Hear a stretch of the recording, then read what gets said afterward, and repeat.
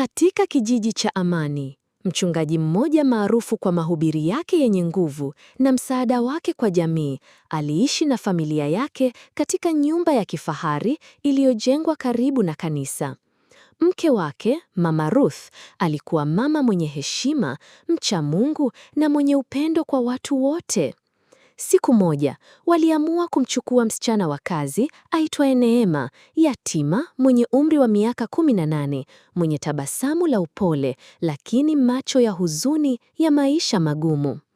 Miaka iliendelea kusonga, lakini usiku mmoja wa mvua, Mama Ruth aliamka ghafla, akakosa mumewe kitandani. Alitoka nje kwa hofu, akamfuata sauti za minong'ono kutoka upande wa chumba cha wafanyakazi. Ndipo hapo aliposimama mlangoni, akasikia sauti ya binti Neema kwa sauti ya kukata tamaa. "Mchungaji, tafadhali, sitaki tena, najihisi mchafu." Mama Ruth alipigwa butwaa, moyo wake ulimuuma zaidi ya risasi.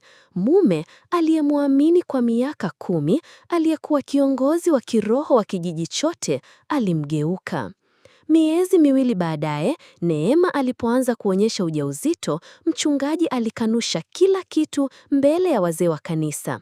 Lakini Mama Ruth, kwa machozi na ushahidi wa sauti aliyorekodi usiku ule, alisimama kwa ujasiri na kusema, "Mungu hapendezwi na unafiki wa madhabahuni. Haki ya Neema ni haki ya kila binti mnyonge." Mchungaji alifukuzwa katika uongozi wa kanisa. Neema alihifadhiwa na Mama Ruth, aliyemchukua kama binti yake mwenyewe. Na kijiji kilijifunza kuwa si kila mwenye kola shingoni ni mtakatifu, bali matendo ndiyo yanayomfanya mtu awe mtumishi wa kweli wa Mungu. Na kijiji kilijifunza kuwa heshima ya kweli haijengwi kwa maneno ya madhabahuni, bali kwa haki kwa wanyonge. Mwisho.